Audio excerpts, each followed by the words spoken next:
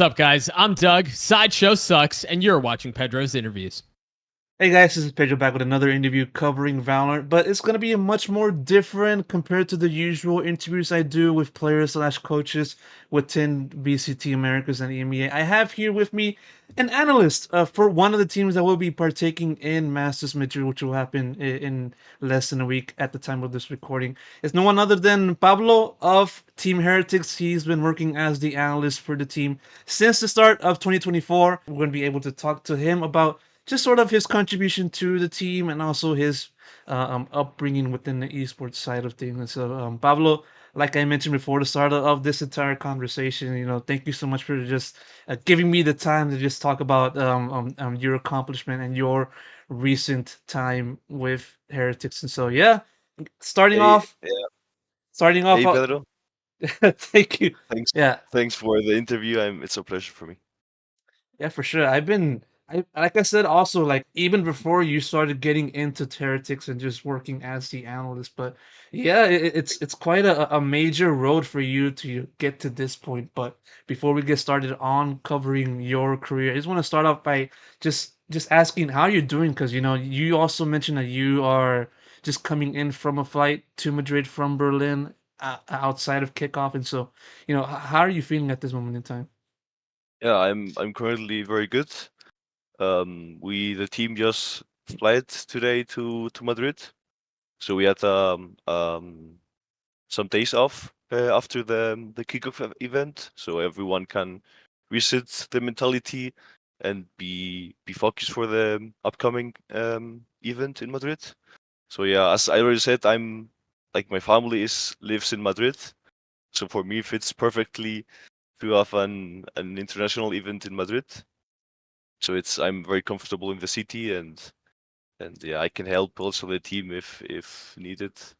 So yeah, I'm currently very happy. I'm also like, this is my first experience in Tier One or in VCT in as an analyst or as a member in the staff of a team. So I'm very excited of how everything is going and for the future. And I can say I'm learning a lot of the team, of the players, of the staff, of course. So I'm very excited. Is this your first ever team in period? Like in general, when it comes to working competitive Valorant, like tier It two, is. tier one, just literally It starting is. off It at is. her. Yeah, yeah. Maybe to say more, like it's my first experience. I am I'm the analyst, but I am the part-time analyst. So I'm not working full-time with the team. Um, but yeah, it's my first experience like that. It sounds weird, but I mean, if I can help the team and if I can bring my stuff to the players and in particularly to the staff, if I can collaborate them, then I think I'm doing my job. And you've been doing your job really well. Obviously qualifying for Masters Madrid in the first split with the team, your first event with Heretics, and just getting them to this point, which is not many people can say they can do in the same amount of time as you have. And so yeah, it's still pretty an amazing thing to consider. And yeah, I now want to cover first off also, but outside of that, getting to Madrid, qualifying for Masters, and as you said also before the start, you're from Madrid, and so r- rewinding the moment in which Heretics booked their spot in to the Masters. What was that feeling like for you? Because I've seen you were with the team throughout kickoff in the content videos from the squad up until this point. And so yeah, what was the feeling like for you to just finally get to Madrid and just return home for this event? Yeah, for me it's like as you already said, like a dream come true. Um, but yeah, I also can say the players and the staff and the manager who are like they are the ones that make it possible. Of course, the players and the and Neil and Weber, the staff. So yeah, for me, uh, it feels like amazing. but it also feels like I feel also happy for them, since like I am only like collaborating part time. I'm not like the biggest key of the biggest element of the team, but I'm very happy about the staff, because I can see they are hardworking, and to have such success in an early time or an early period of time, it's very happy. And also because Heretics is a Spanish organization with bootcamp and with offices in Madrid, so that's like a perfect fit for Heretics as an organization. Did you ever expect that Heretics would just perform so well in kickoff? Because before the start of this year, Heretics obviously had a very bad 2023 season in VCT EMEA. Finishing in the bottom of the standings, and then finishing at the very bottom of the OCQ, and then having to reload with a young roster, with the likes Midibu, and then Benji Fishy, and then Patty Tick, and then Rians. That kind of core. Do you even foresee that the team would improve so fast in such a short amount of time? I mean, I will be lying if I say that I would expect such performance. But the day I entered, like the day I went on the team, I could see that everyone was working very hardly and doing his best to improve and to show what the team is capable of. So yeah, I was surprised, of course, but I wasn't surprised about the level of the team. Like the players have an amazing level. They are working. Like I can tell you, they are hard workers. Like anyone. So yeah, I'm very. I I'd expect to get this throughout the season, but I was surprised that it was so early. If I understand. Yeah, of course. And now getting into exactly, what exactly do you do? Of course, I understand that you're not able to share, everything that you do, as the analyst for the team, which I understand. But getting into to the basics though, you said you're a part-time analyst, and you couple that with your time, being a student. And how exactly do you work with Heritage? What kind of things do you do to contribute to the team that kind of helps them then perform at their highest level in kickoff and then in subsequent matches? Yeah. So my role actually on the team is or yeah, my work is to present a strategical report before the matches. So yeah, before we have a match, I need to study our opponent, and some days before the match, I present the staff my conclusions. So yeah, now like in the early season, we just begin the season, so there is not a lot of data that I can study of the opponent to extract conclusions from it. So I'm rather now focusing on watching VODs and using my knowledge to empirically extract conclusions or what they're likely to do, and to present that to the staff so they can um, design a counter strat for the team we're facing. The staff, of course, and the IGL, of course, are also watching the VODs, but I'm like um, another person who is focusing on that. So um, maybe we can, like, if more persons are working on and are watching the VODs, then maybe more ideas are shown, and we can discuss how we want to play. But in the future, I also want to focus on the data analysis. Of course, that's why I started with my Twitter account. I not like actually I also perform data analysis, but it's like very poor since like because of the lack of data. But yeah, I have access to the API of Riot, so I can obtain the data and yeah, the data set of the official matches, and I have in mind to um, yeah, to also perform data analysis in the future um, to see statistics, to see how the team positioning is, um, yeah, and to extract valuable information that the team can use.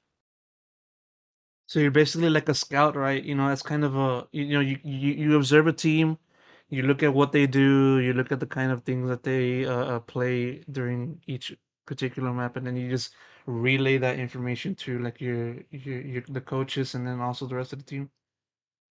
Yeah, like yeah, I'm another like Neil and Weber, the head coach and the assistant coach in Heretics. They like it's early season, so we also need to focus on ourselves, on our game style. Um, we are facing like the beginning of the season, so we need to also optimize what we are doing, not only focusing on what the opponent is doing. We want to have a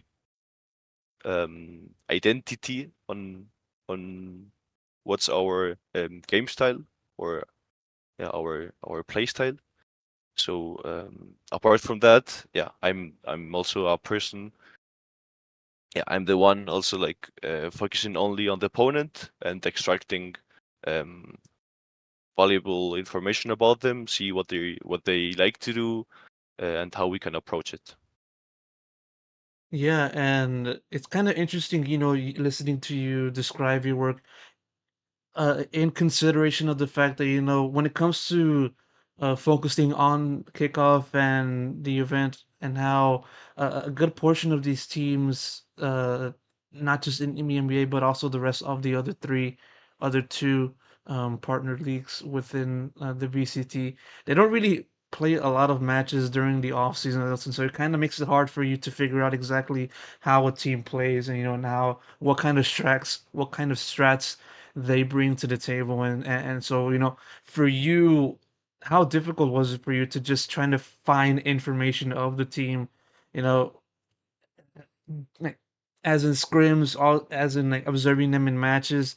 Yeah, that's like I need to have matches to see to analyze. If not, then I cannot be a important for the team. So, for example, our first game against FUT esports, we only had information about them of the previous season and of off season.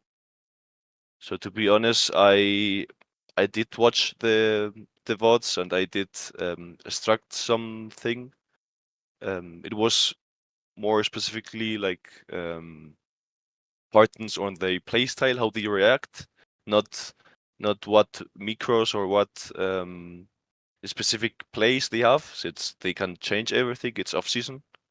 Not focusing on which comp they're using, since they can change everything, but rather to yeah, to extract a global um, protocols how they react.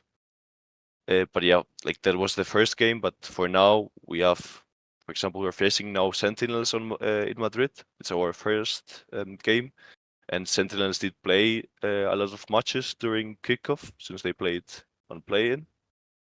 So I can say we have um, some kind of information available to analyze them and to see how they play and to design a yeah, to design protocols and to design a counter strike for them.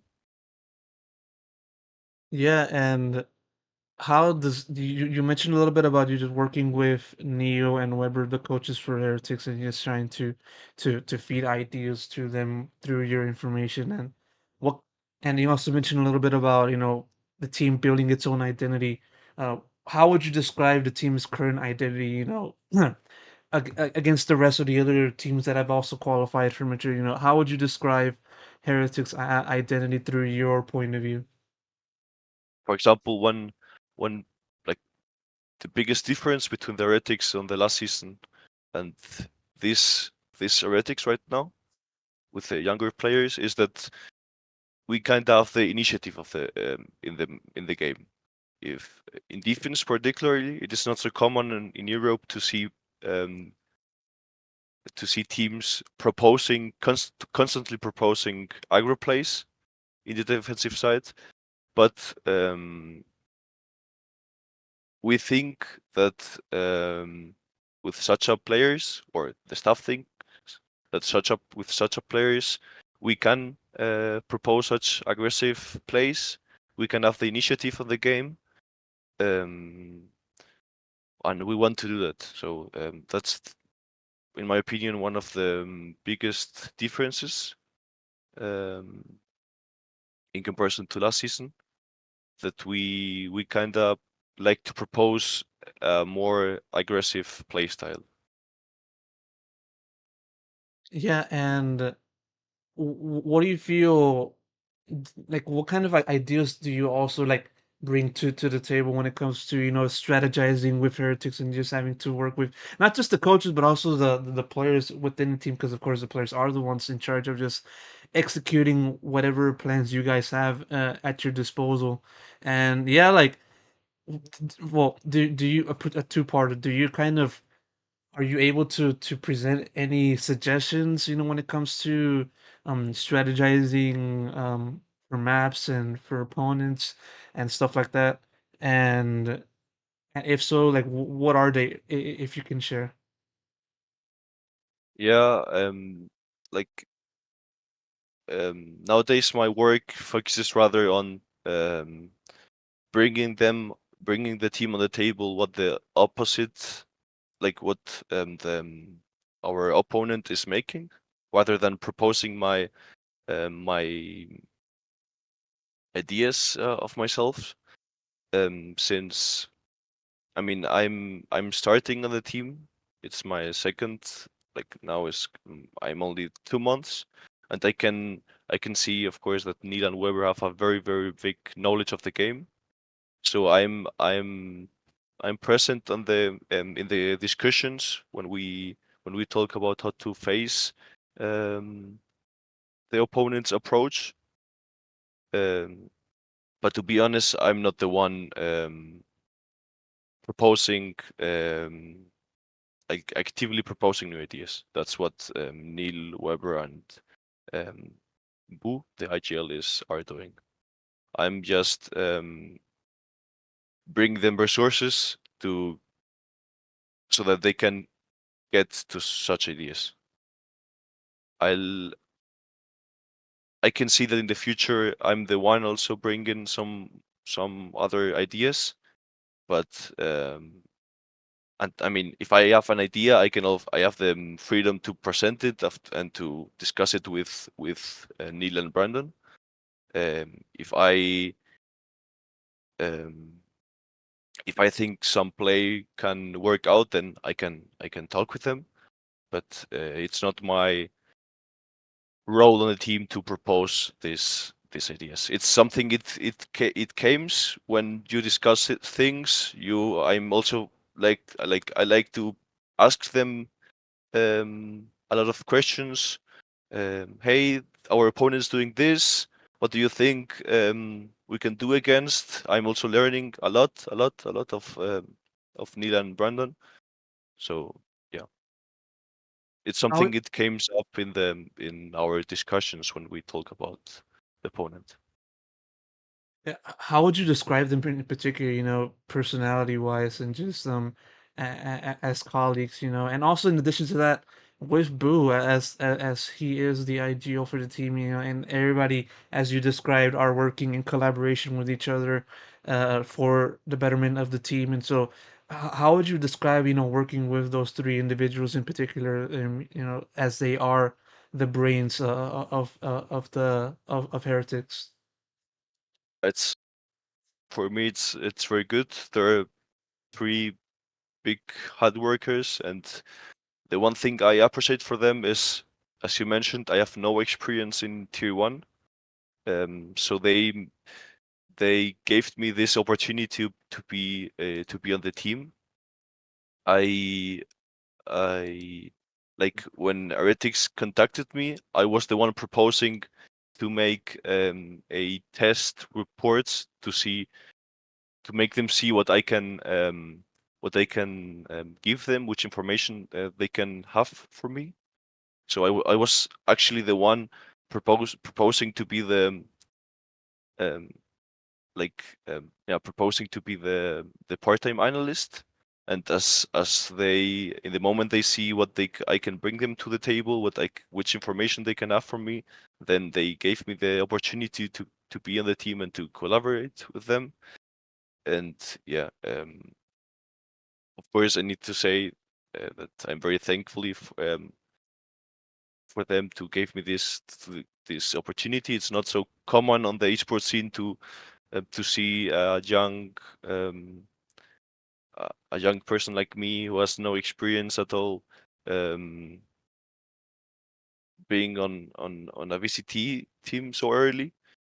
But yeah, I can say it's very easy to work with them. They we have a very good what's it called? We have a very good um uh, Synergy like or something the like that. yeah Synergy. synergy. Like the everyone is motivated. Everyone wants to play better. Everyone wants to learn from each other. So when that happens and you have this situation, then it's very easy to work with them. And yeah, I can also tell that they work very hard and the synergy between them is also very good. So that's one of the keys of the success we're having in this early season. I can I can say. Yeah, and now diving into the teams, run in kickoff for this year, and after beating Foot Esports, you guys finished first in your group, taking down Carmine Core 2-0. And whether people believe it or not, you guys took them down pretty easily in that first match in the group stage. And yeah, and then from there on, you guys then took on Navi, which of course there was at that point there was not much expectation for this team. Well, sure, you guys were starting to make noise by finishing first over the likes of Foot Esports, which was one of the teams that qualified for the playoffs in Champions last year.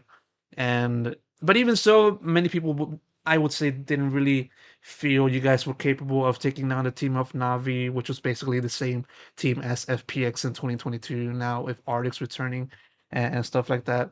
And yeah, but for you guys to take down Navi and just surprise VCT, even myself included, when I was watching the match.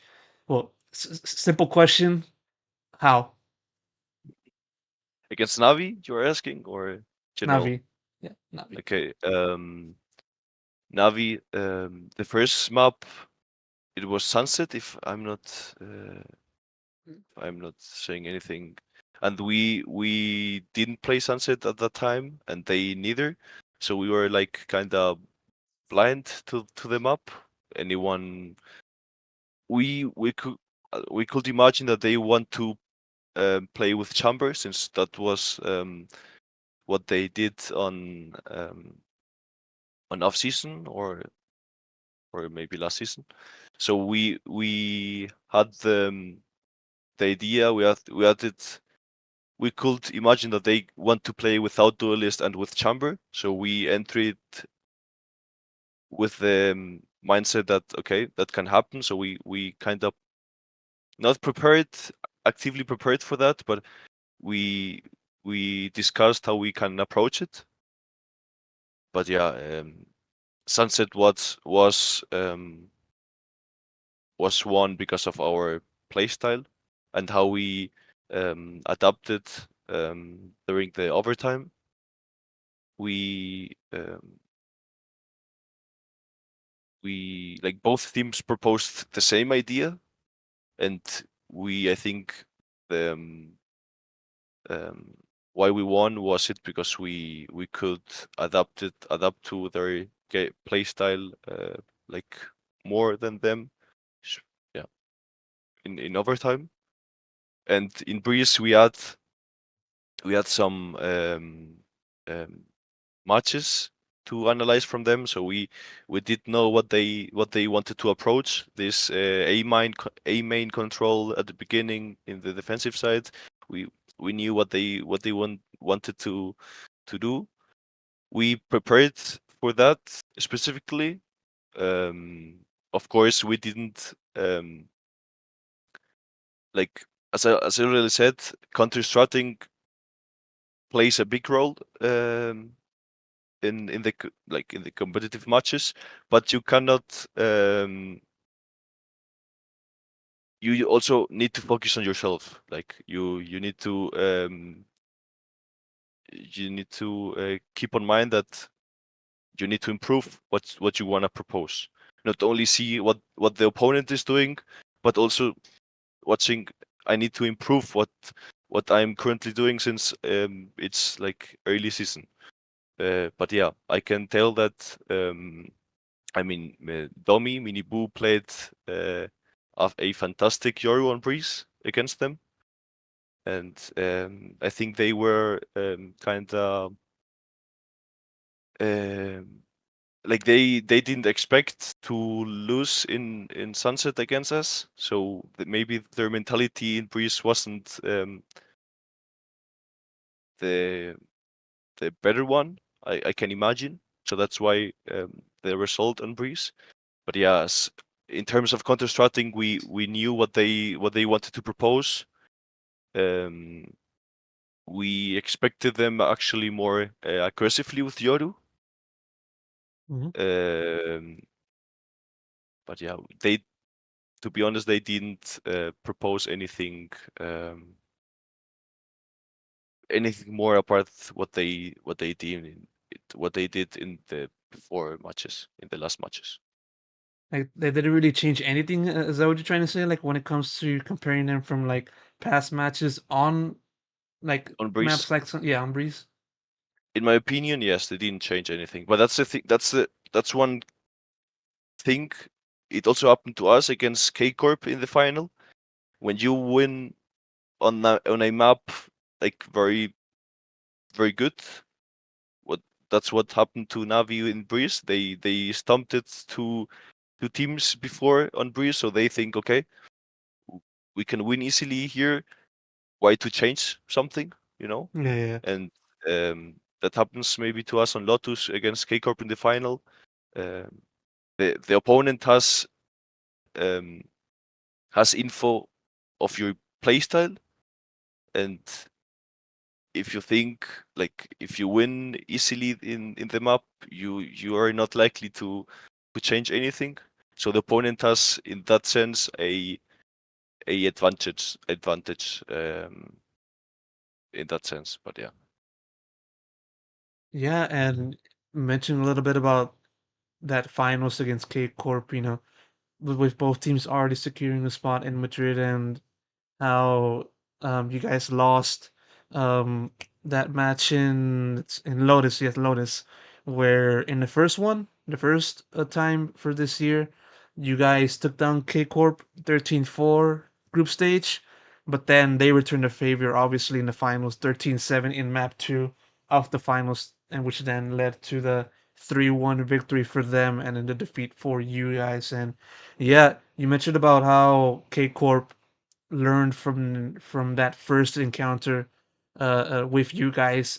Exactly what were the kind of things that kind of made it difficult for Heretics to kind of rebound, recover, and just trying to make it a much more closer series? Yeah, I mean, I think there are two reasons, specifically in Lotus, why we didn't show our level that we showed in the last matches. One of them is kind of I need to know I don't know if it was is something we discussed and it's something the players know and the team knows and we are trying to figure out why it happened. But after the Navi match, like the energy wasn't the same as the last matches. Maybe because of the achievement of being on Madrid was achieved. So maybe the energy wasn't the one needed on a final. Um I don't know. Maybe not. I don't know how to explain it. Maybe not the energy, but I think maybe yeah, like the mindset, like you guys weren't focused. I mean, the players were focused. I mean, we wanted to win like hardly, but I did I did see like a difference in mindset or energy between the first matches, for example, the match against Navi and the final against KICKOFF. But yeah, that's something we know, the players know, and we will try to fix. And then secondly, as we already said, on Lotus, we won them. We won in Lotus against KICKOFF the first match easily, I can say. Um, and when your opponent has information about has already information about how you play, and um, and you both face against each other, then they are likely to propose something else. Like it's normal. They have information. They know how we played, and they proposed something um, different, and that's what they did on A main. Like they proposed in our first match against them, we had absolutely control of A main during the whole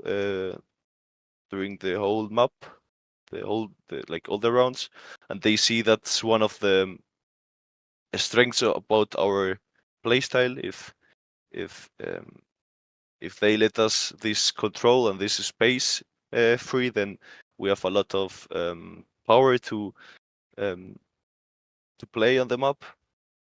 And they propose something different there, um, and yeah, maybe we weren't able to adapt to it.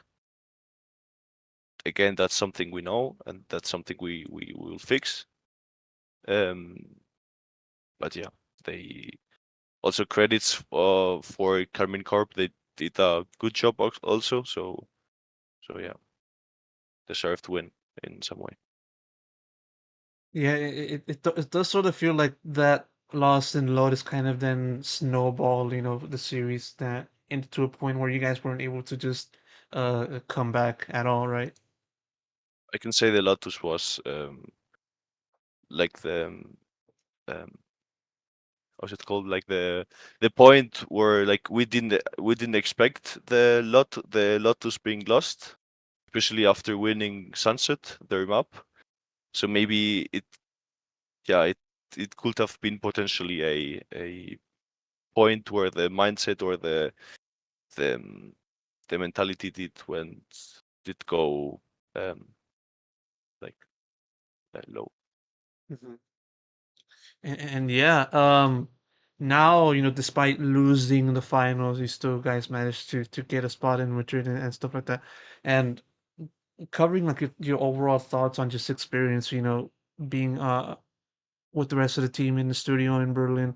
What do you feel was the hardest part of just trying to navigate this kind of competition with there being so few matches for certain teams, and even in a way, for the teams that did do well, playing around three within the space of around a week or so, less than 2 weeks.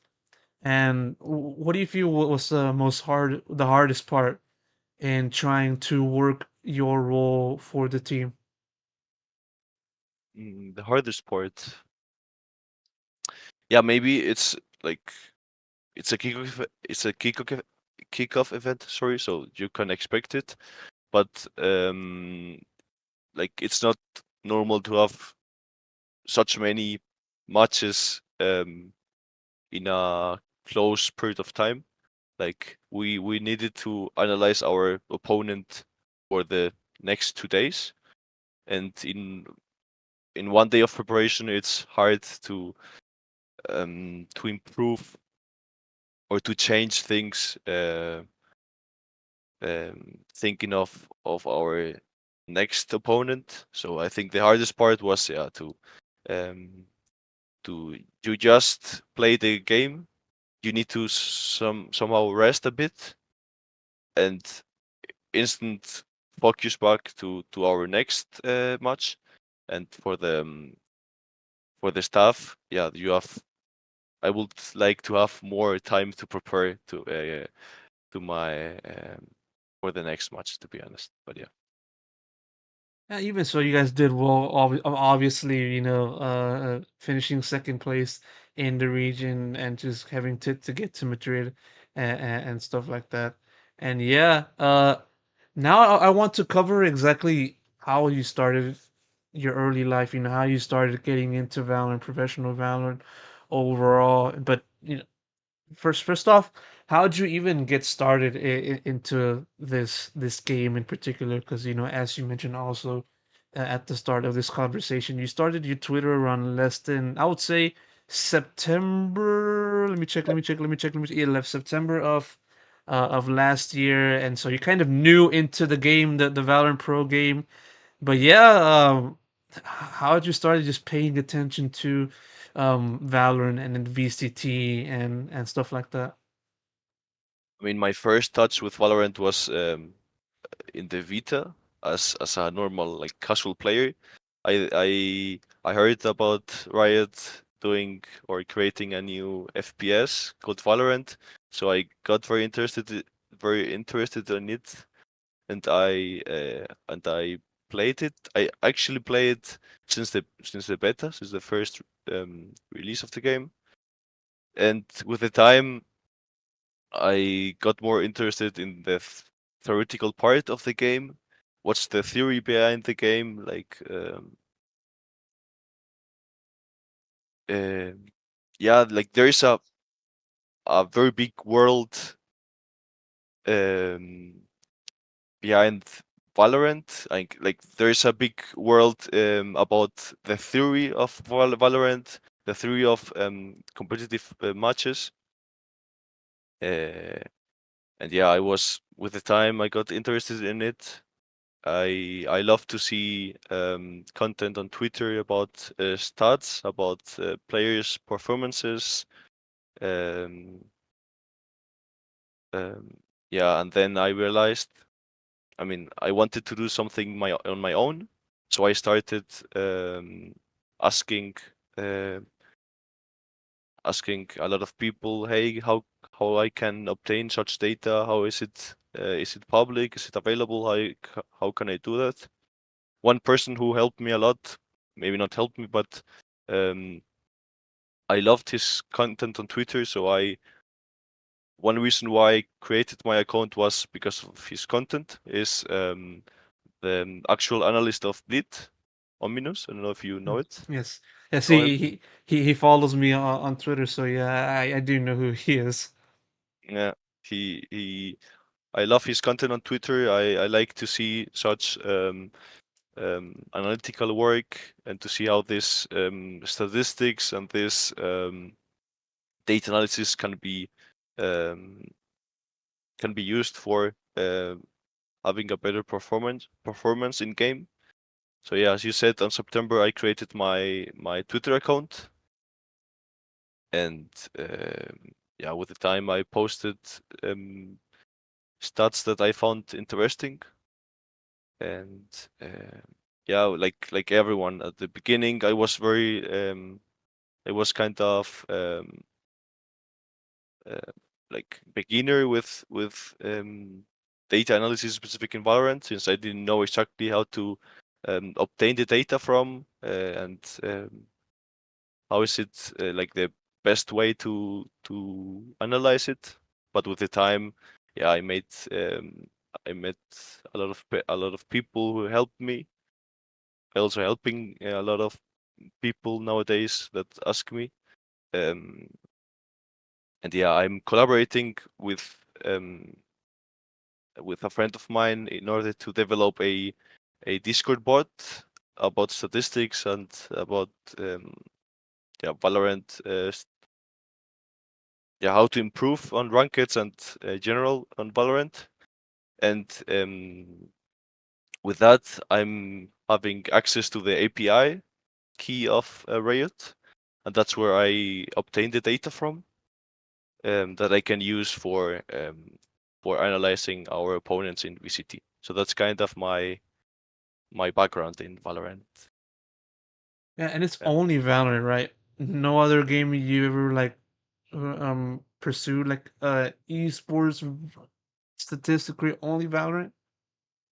I mean, I'm like I have a history in statistics and in programming since I'm studying like with my career with mathematics. I like in the career I learned how to program with Python, how to make scripts to analyze data, and how to see the statistics. I mean, it's mathematics, so the theory behind statistics. I did get a. I think I have a good understanding of the statistics because of my career and my studies in mathematics. So that's one of the things I can highlight. And yeah, but Valorant is the first esport that I'm trying to, yeah, to do my own things. Yeah, and as someone that is well versed in statistics and analysis for teams and matches, obviously, uh, what do you feel is the most underrated and overrated part of just having to quantify a team's effectiveness, a player's effectiveness in a given match? Hmm. I mean, it has its both sides. There is people that say that statistics are like everything. Everything can be explained with statistics. Everything can be explained with the data behind Valorant. And in my opinion, it is not. Um, we we don't get like Valorant is a very complex game with a lot of utilities, a lot of different ways to use this ability. And nowadays we don't obtain um, enough data to perform a complete analysis of the game. Like there is a lot of work to be made in order um, to receive like the um, to receive a good data set um, to analyze a game like very good. So, in the one hand, I can say that statistics, data is not everything in Valorant. It is a resource you it may help you if you know how to use it, but sometimes I feel it's also like you said overvalued, or what was the word you used? Overrated, underrated, Overrated. overrated. Yeah, I mean, I I do think that in sometimes statistics and data analysis in Valorant is overrated since yeah, you heard about statistics and you think everything is explainable through them, and it is not. I can I can I can say it for sure. But on the other hand, there's people that say that yeah, why do you need a data analyst in a team? Why you even need an analyst on a team? That doesn't make any sense. And that's where I think the underrated thing comes from. Like, yeah, it's it's everything kind of a equilibrium, you know. Like, there's a lot of things to do with statistics, but of course you need to know that there's a lot of like a world a part of statistics that you need to understand um, to compete in Valorant and to yeah. Mhm. Yeah, you mentioned also some time ago in this conversation about, how you scout the teams or what you do for Heretics and the kind of work you do, before that, before you started getting into your current role. When it comes to you getting into statistics and just trying to analyze teams, what exactly do you look for? What exactly is one thing that you feel you specialize in when it comes to finding out or looking for things that kind of makes a team just kind of exist or perform as a team?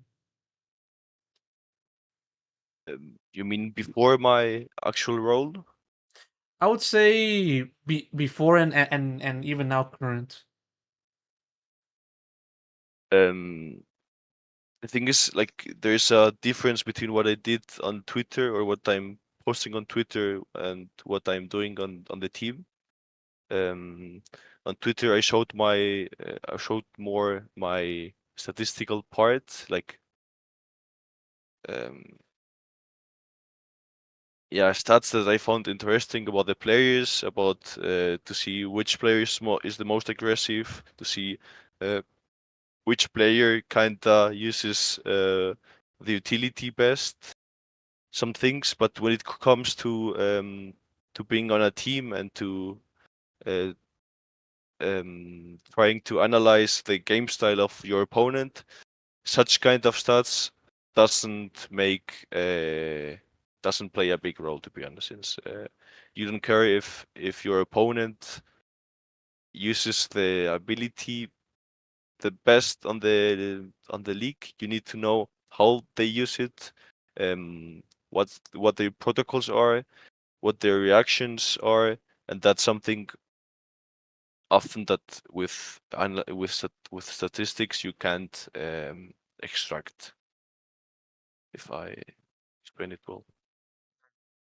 No, of course you definitely explained it as well as you can, and yeah, in due time, of course, I remember you when I first followed you. I remember you having like less than say 110 followers around the point in which I followed you.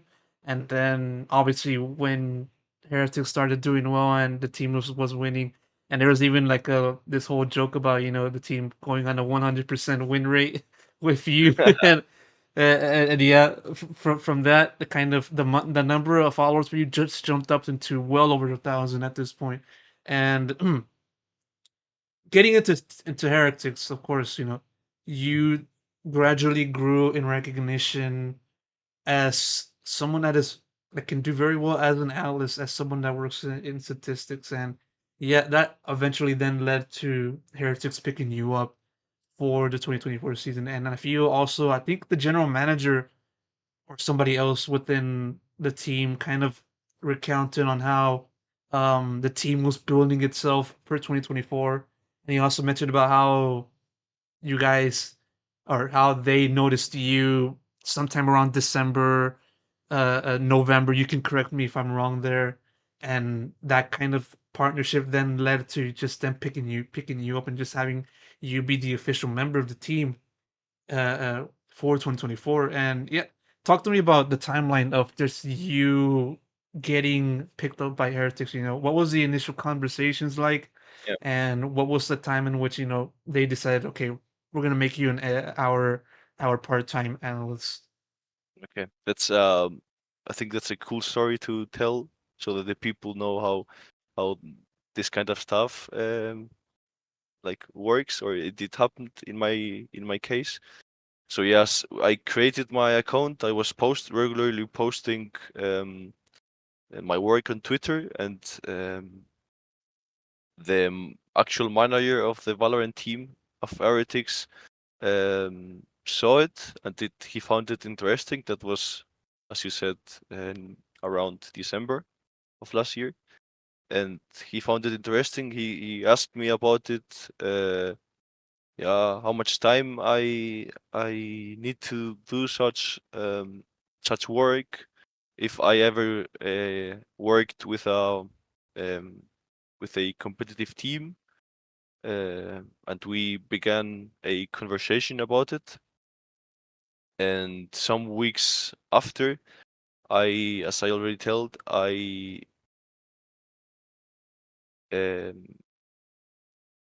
I proposed them the idea to make a test report in order that the staff can see which information they can have because of me, like what's my actual work and what which impact can my work have in the team. So they firstly gave me a game to analyze from them, like Heretics off-season match, so they can easily compare what's my like what's the date that what's information uh, in my work and what the actually information is, since it was an Heretics match. They could compare my conclusions very easily. So they firstly gave me a match to analyze and to grade a strategical report in order to counter-strike them, and they liked it. So they gave me a second game to analyze, but this time with a certain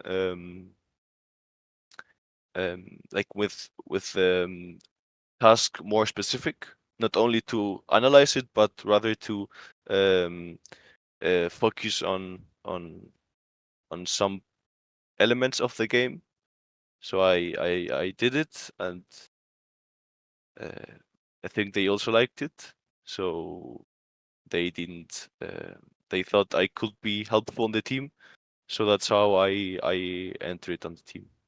I was like I expected not to be published or not to be known in the Valorant scene, like only be a part-time. I was like expected to be the part-time analyst that helps him, that is maybe sometimes in the offices with them. But yeah, at, I mean, at the end, I also very happy about it. But at the end, yeah, I can. It came up in Twitter, like some people know about it, and I'm also very often on the offices with the team, and that's also a thing I like, to be not only writing my reports but also being on the team, seeing what their discussions are, what they are thinking, uh, yeah, before a match, what what they're talking, and to be part of the discussions and yeah, and to be part of the team. And it also works well for you because, as you said, you also study in Berlin, right? In Germany. Yeah, I mean that's uh, the whole story kind of fits perfectly, since uh, I'm a part time, and in Germany you have like a working student. There are working student jobs. So for the teams and in general for the uh, firmas, for the yeah, for the teams, it's easily to have a working student in Germany, since it is a specific contract you have, and it is easily to have them. So yeah, as you said, like everything fits well. Like the moment I saw my work on Twitter, I did test reports for the staff, and they liked them. I'm studying in Berlin, where the offices are and where the stage are is. So it fits perfectly, and yeah, uh, I'm student, so it's easy for Heretics to kind of make a contract for me. So I'm very happy about it. Are you the only analyst in the team? Uh, yeah, I mean there is Neil, the head coach, Weber, the assistant coach. They are mainly, yeah, they're both doing um, our playstyle, and they are also both watch the opponents to counter strat them. So, and I'm the yeah the part-time analyst.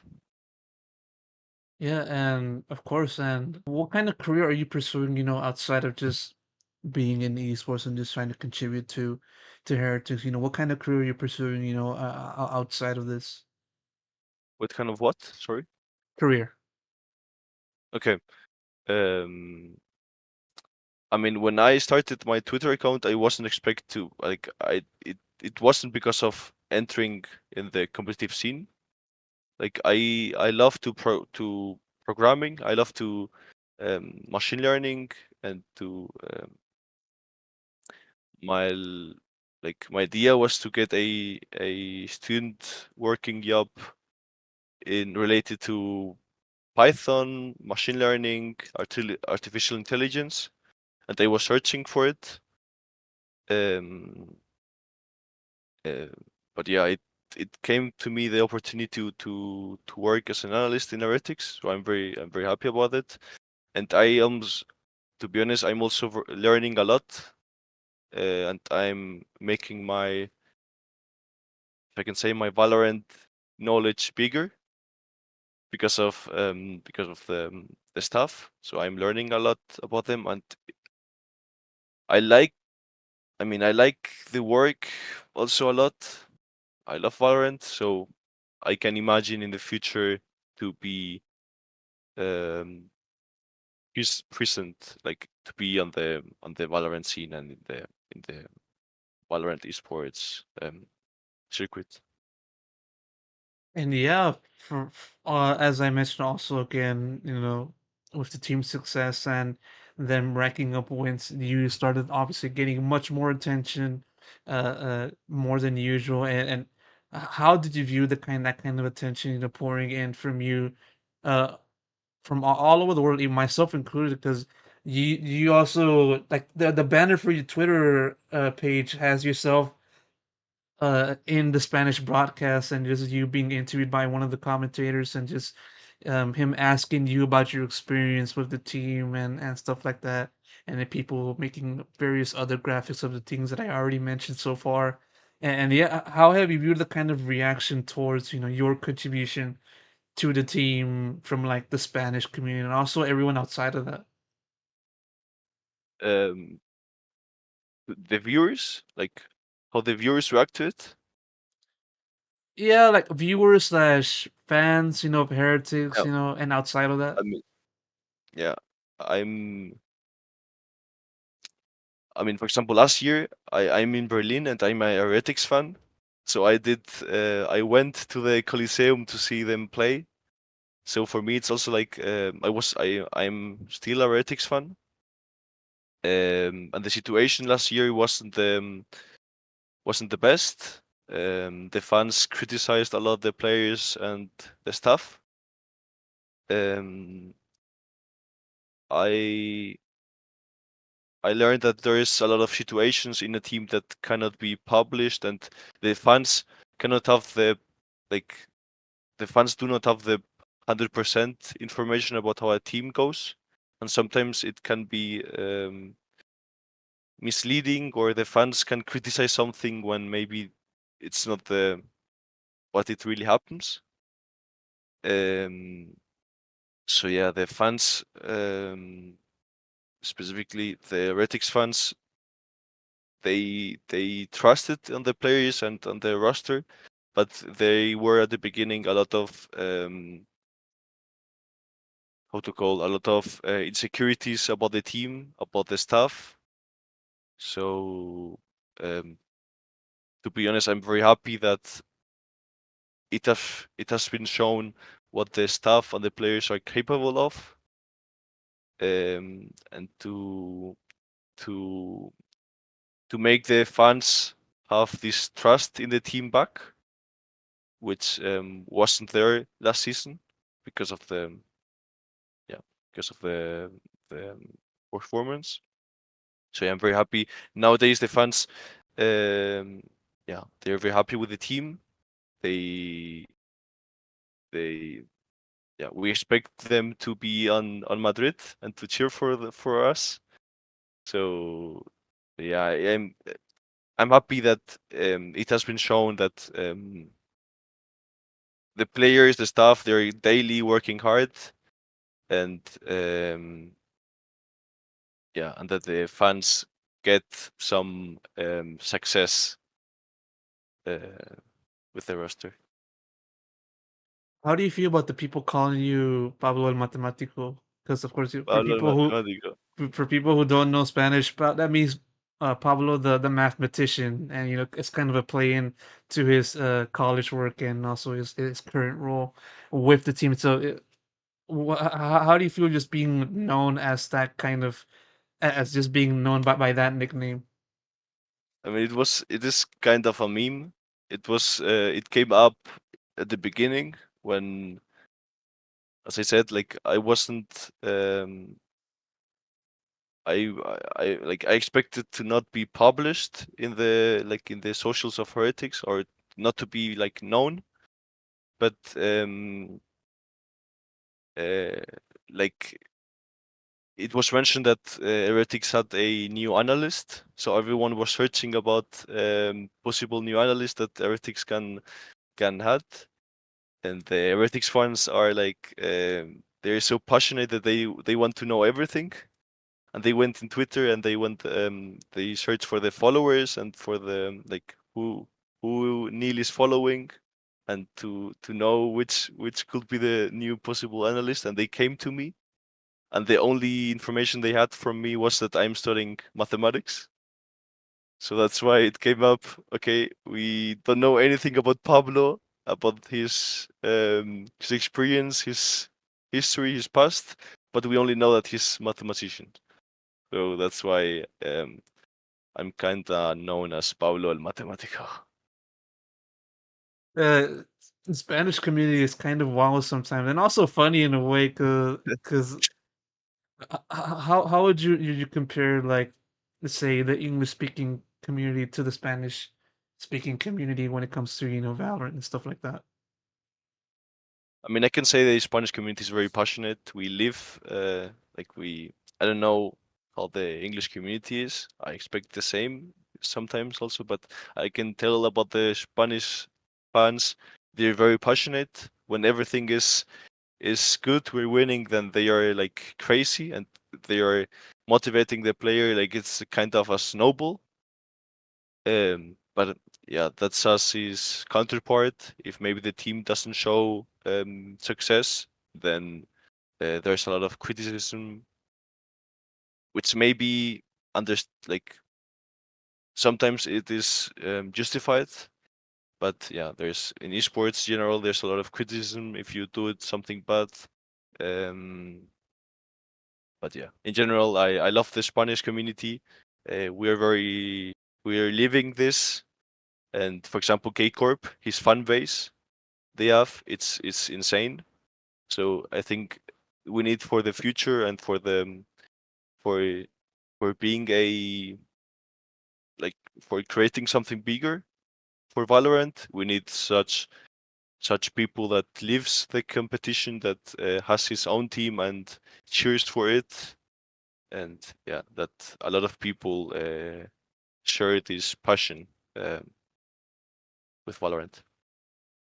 It's one thing to go from being a fan of a team to now actually being an actual member of the team and just having to work behind the scenes with the actual player that you were initially watching as a fan. And yeah, and it's also another extraordinary thing to just see someone such as you to just get to this point within the space of a year. And we're not even, I think, past the halfway point of the year, and you're already helping a team reach Masters. Who knows, maybe do well in the competition, and maybe, who knows, also take the entire thing. And yeah, uh, when you look at your trajectory and just look at how fast you have reached this point within the VCT side of things, do you kind of feel like sometimes that you kind of move too quickly, or something like that? To be honest, yes. Like sometimes I think um, I'm not the person who like it's sad to tell, but sometimes I think why I'm here, like why I'm the one um, helping the team when there is like, I mean, it's weird to say, but there's like a lot of people in the scene with more experience than me, with more even more knowledge. But yeah, all I can tell is I'm very happy. I'm very glad to have this opportunity. I'm also, as a Heretics fan, I'm doing my best to help the team. I'm very motivated. And yeah, sometimes I think everything went very fast or too fast for me, or that I don't like how can I tell? Like I shouldn't be here if I can say if. But yeah, on the other hand, I see that also the team, like the team's feedback with me is very very good. So the team is very happy to be that I am on the team and to be helping them. So if everything is going good, if I'm helping the team, if I'm able to bring my resources to them such that the team can play better, then that's my role and that's what I'm here for. Yeah, and of course you've been doing it exactly that. And a few more questions before I wrap it up. Now covering, Masters Madrid and the team starting their run against, I believe, Sentinels, yes, in the Swiss stage, and everything else after that, who knows what happens for the future, but still, what are your expectations for this team? Where do you think Heretics stands compared to the rest of the world's best teams in Madrid?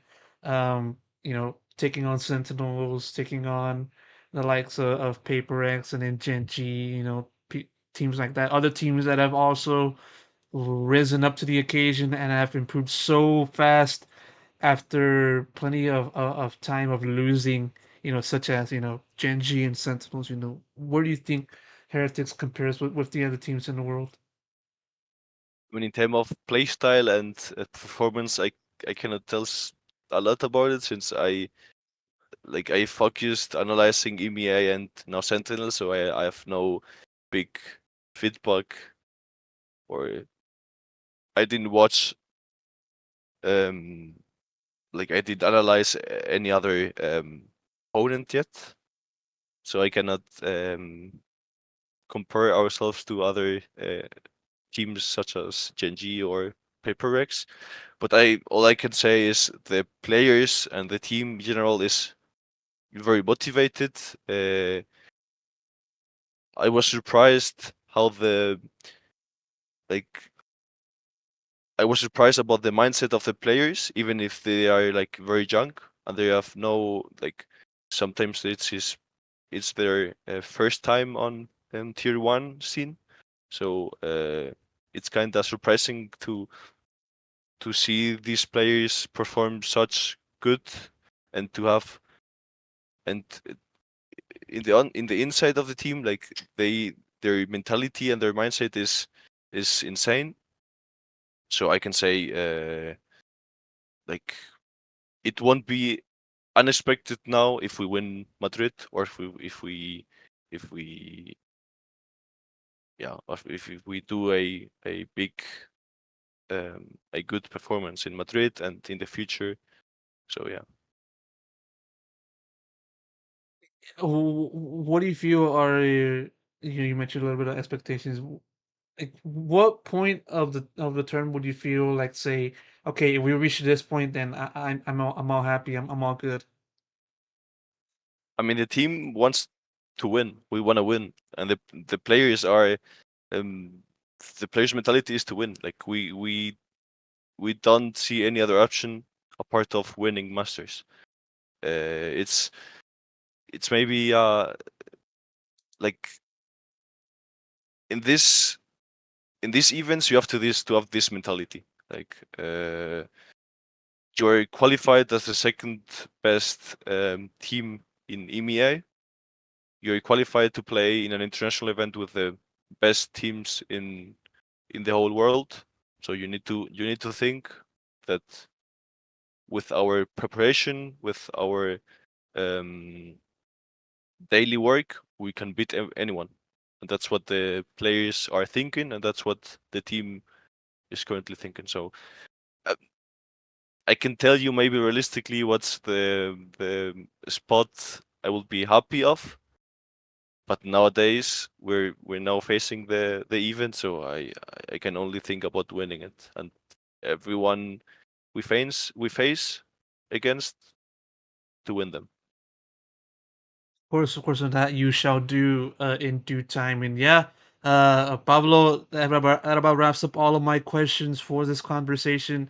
I really appreciate you taking the time and just giving me this time, and just doing this Thanks. interview. And also been a pleasure getting to know you finally, after following you for quite a while and just seeing your success with Heretics. It's a great thing to see, seeing people, grow so quickly in such a short amount of time. Thanks a One more, lot, Pedro. I appreciate it a lot. yeah, of course. One more thing, you got any final shout outs to give? Any final words, you want to say? Final things you want to say? Yeah, I mean, to Heretics team, to the manager, to the staff, to Boo, I'm very happy to have this opportunity. I'm very thankful for them to being able to help them, and apart from them, that is actually everyone. All right, I'm perfect. No I'm problem. I'm very happy about the situation. I'm very excited about it. Yeah, thanks for the interview. Yeah, no problem, no problem. And of course, has been Pablo. I've been Pedro. And with that said, I'll see you guys in the next one. Take care, everyone.